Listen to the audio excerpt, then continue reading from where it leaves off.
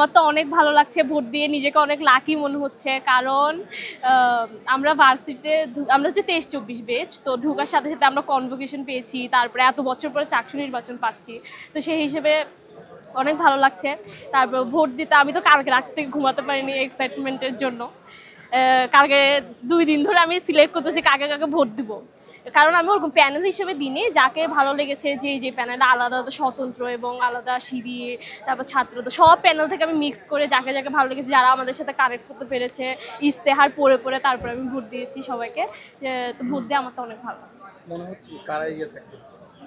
কারা এগিয়ে থাকবে আমি বলতে পারি না, কারণ আমি আমার ফ্রেন্ডদের মধ্যে এক একজন আলাদা আলাদা ভোট দিয়ে দেখেছি, কেউ যে নির্দিষ্ট একজনকে ভোট দিয়েছে এমনটা দেখি। হলে তো ভালো হবে, খুশি হব, কারণ তাকে ভালো লেগেছে দেখেই তো আমি ভোট দিয়েছি, তাই না? কি কি প্রত্যাশা আছে তার থেকে?